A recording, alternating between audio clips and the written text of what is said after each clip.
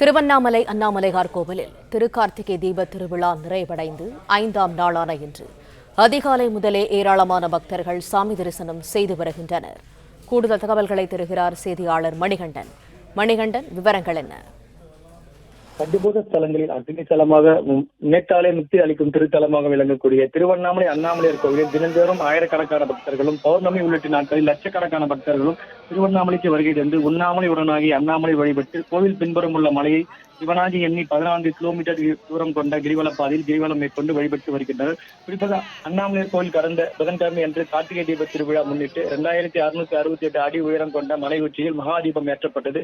அன்று முதல் தற்போது வரை ஆந்திரா, கர்நாடகா, தெலுங்கானா உள்ளிட்ட பல்வேறு வெளி மாநில பக்தர்களும் திரைப்படங்களும் அரசியல் முக்கிய பிரமுகர்கள் என அதிக அளவில் சாமி தரிசனம் வந்து செய்து வருவதாக வாடிக்கையாக வைத்துள்ளனர். இந்த நிலையில் ஞாயிற்றுக்கிழமை விடுமுறை தினம் என்பதால் அண்ணாமலையார் கோவில் அதிகாலை நடத்திருக்கப்பட்டு அண்ணாமலையார் உடனாகி உண்ணாமலை அம்மனுக்கு சிறப்பு அபிஷேக ஆராதனை நடைபெற்றது. அதனைத் தொடர்ந்து காலை 5 மணி முதல் பக்தர்கள் சாமி தரிசனத்தில் அனுமதிக்கப்பட்டு வருகின்றனர்.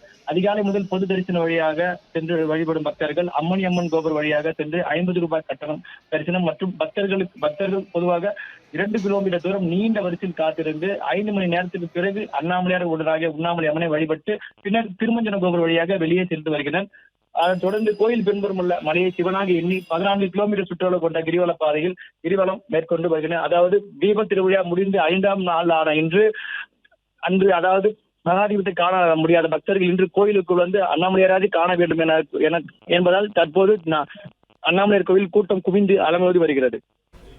பிளே ஸ்டோர் மற்றும் ஆப் ஸ்டோரில் இருந்து பாலிமர் செயலியை QR கோடு மூலம் பதிவிறக்கம் செய்யுங்கள்.